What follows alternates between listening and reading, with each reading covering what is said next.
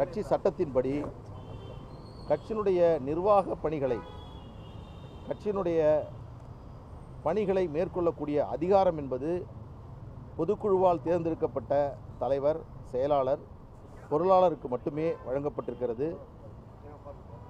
மீண்டும் சொல்லுகிறேன், கட்சியினுடைய விதிகளின்படி கட்சியினுடைய நிறுவனருக்கு நிர்வாக பணிகளை மேற்கொள்ளக்கூடிய அதிகாரம் என்பது வழங்கப்படவில்லை. பதவி நீக்கம் செய்வது, கூட்டங்கள் நடத்துவது, எந்த முடிவுகளாக இருந்தாலும் பொதுக்குழுவால் தேர்ந்தெடுக்கப்பட்ட கட்சியினுடைய தலைவருக்கு மட்டுமே அதிகாரம் இருக்கிறது.